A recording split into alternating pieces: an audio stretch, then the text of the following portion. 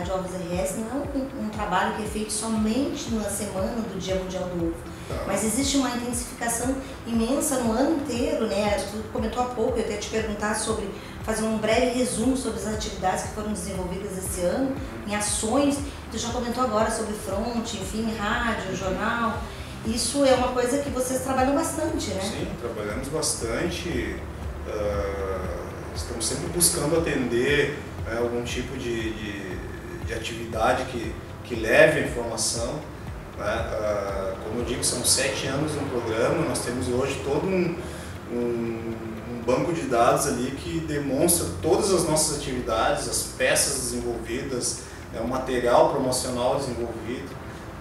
Buscamos sempre atender o público infantil, desde os primeiros vídeos com animação que desenvolvemos para a televisão, até os livros de colorir que hoje espalhamos aí para todo o estado, para escolas, doações para as escolas, ações assistenciais. Então isso é um patrimônio que não recua, é um patrimônio que só tem a se valorizar porque ele vem cada vez mais fazendo parte do dia a dia das pessoas. Eu fiquei muito impressionado em visitar as universidades que eu visitei esse ano, não consegui em todas, foram 10, então eu elegi 2 e fui em 2, do comprometimento, da atenção dos estudantes para aquele movimento todo. Tivemos até escolas que fizeram o hino da Semana do Dia Mundial do Ovo, universidades aliás, que é uma das promoções que nós vamos implementar para o ano que vem. Então isso tudo é gratificante. E o nosso produtor, que está vendo isso, está participando, está colaborando, ele sabe que o resultado está vindo. Ele sabe, nós sabemos isso porque ele faz questão de participar das atividades do Ovos RS, dos eventos Ovos RS, para que ele possa também cada vez mais estar dentro dos nossos planos e das nossas atividades. Eduardo, como executivo das GAV e membro oficial da IEC no Brasil, como você enxerga o setor de produção de ovos atualmente e quais as mudanças previstas frente à produção alternativa, bem-estar animal, alimentos substitutos de ovos produzidos em laboratório e sustentabilidade? Bom, isso é uma situação que nós temos que analisar hoje com muito cuidado, porque nós estamos frente a mudanças, nós estamos trabalhando aí no dia a dia e mudanças vêm acontecendo, tanto na esfera social, quanto nos sistemas de produção de vários segmentos da economia, e o nosso setor é um. Quando se fala em produções alternativas e bem-estar animal, nós temos que nos reportar onde surgiram esses movimentos.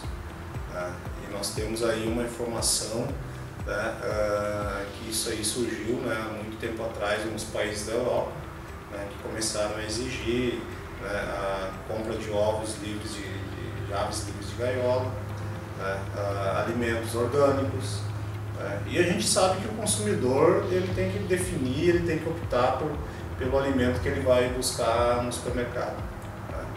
No entanto, recentemente nós estivemos participando de uma das conferências da International Egg Commission e da World Egg Organization em Copenhague, na Dinamarca. E para nossa surpresa nós vimos lá umas palestras bem interessantes, onde em alguns pontos, algumas redes de supermercado em alguns países da Europa estão revendo essa posição de exigência de 100% de compra de ovos de aves livres de gaiola. Porque nesse período todo, onde a Europa é pioneira, em alguns países da Europa, foram surgindo os desafios, os obstáculos, os cuidados a mais, o custo maior de produção,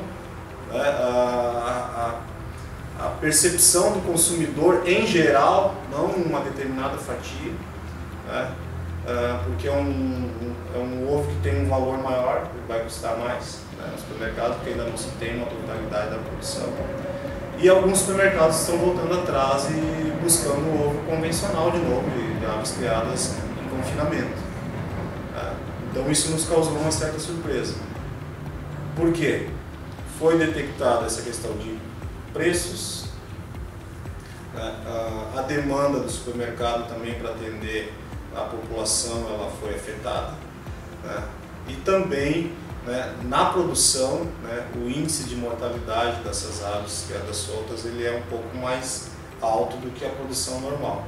Então isso tudo deu essa, né, digamos assim, espaço para essa análise agora na recente conferência global da IEC. Mas, no entanto, o Brasil vem depois, né? Nesse aspecto, o Brasil vem depois, né, para a produção de aves alternativas, orgânicas, né? E lá, os países da Europa, alguns nos últimos 5, 6 anos, já tem em média de 30%, 40%, 20% da produção. Os menores chegam até 90%, 100%. Tá? Mas o teto, em média, ficou 20%, 15%. E o Brasil hoje é 2%, 3% da produção. Então nós temos ainda um espaço para crescer, para atender determinados mercados, só que nós temos que cuidar muito, né? É essa exigência. Até tal ano vocês têm que produzir 100% de aves livres de gaiola, né? Em respeito ao bem-estar animal, né? Em respeito aos princípios de bem-estar animal, né? Vocês têm que produzir. Não é bem assim. Né? Hoje se discute na Organização Mundial de Saúde Animal, né, um código de bem-estar para a produção de ovos, para a deles, onde o bem-estar ele vai ser conceito em vários sistemas de produção. O produtor, né, o empresário, o setor, ele vai ter que, né, seguir certas normas para que a ave em confinamento ela tenha, né, ali o seu bem-estar naquele sistema de produção. Da ave criada solta, ela tem o seu sistema de bem-estar ali criada solta, né? Mantendo os cuidados com a biosseguridade, com a sanidade e o manejo propriamente dito, né? Então isso sim é o futuro.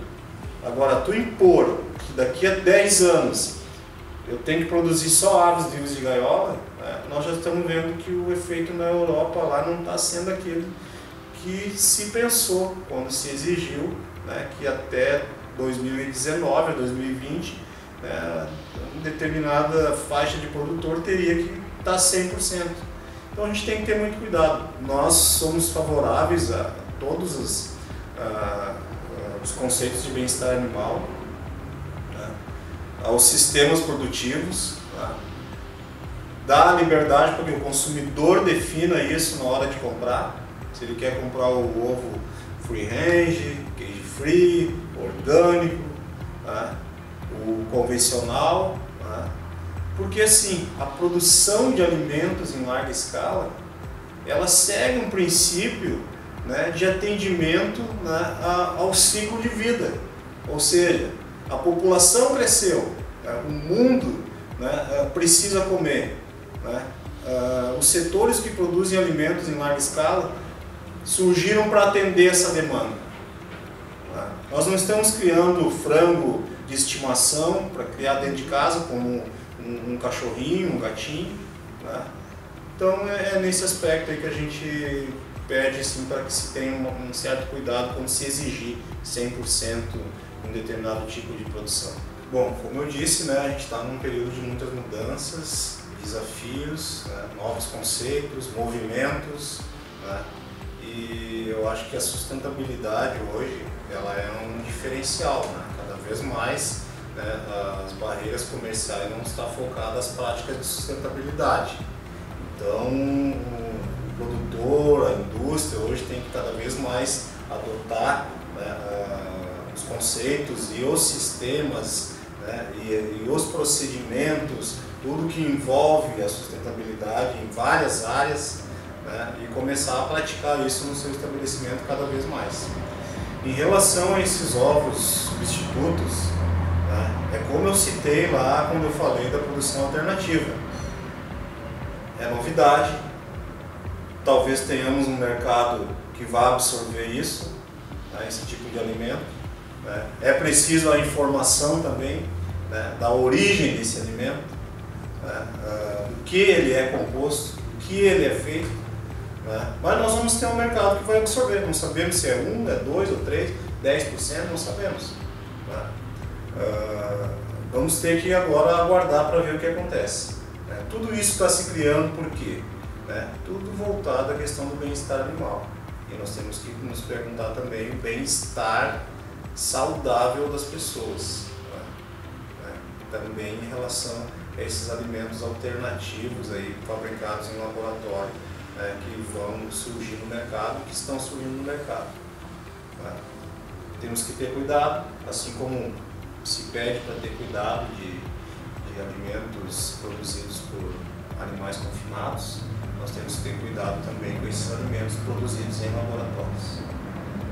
Como eu disse, a produção em larga escala ela se desenvolveu para atender a demanda crescente da população, né? Os animais que nós temos, né, que geram a proteína animal, né, eles são criados para esse fim. Claro que tem que ter o bem-estar animal no seu ciclo de vida, antes de se tornarem alimentos, né? Isso, o setor está consciente, vai estar cada vez mais consciente, mas a produção em larga escala foi desenvolvida para isso. Vamos ver o que acontece. Como eu citei de novo, se começou há muito tempo na Europa a exigir, nos Estados Unidos também, né, ovos de aves livres. Agora na Europa a gente ouvimos essa informação de que algumas redes estão voltando atrás.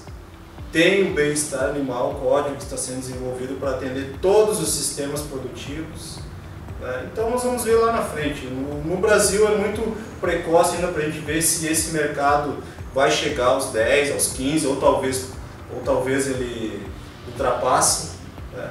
Mas o bom da história é que nós temos espaço para crescer nesse mercado. E a gente vê empreendedores, né, produtores empreendedores apostando nesse mercado. Então ainda temos espaço, né, e o consumidor e o supermercadista que vai decidir lá no final, né, qual vai ser o grande destino, né, desses conceitos novos de produção.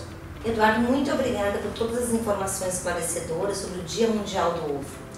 Bom, Marisa, eu que agradeço também e digo assim, nossas atividades todas ao longo desses 7 anos aí à frente do programa Ovos RS, né, elas sempre vão estar sendo embasadas em planejamento, né, tanto o nosso módulo técnico de capacitação, de orientação ao produtor, né, quanto as nossas atividades promocionais hoje que, né, ultrapassam as fronteiras aí, né, nós atingimos até com a participação aí com a Organização Mundial do Ovo, nossas atividades também são divulgadas mundo afora, né? Eu estive recentemente também apresentando aí essas atividades na conferência de Copenhague, né? E nós com isso então conseguimos desenvolver aí um trabalho, né, bem diversificado, mas com planejamento.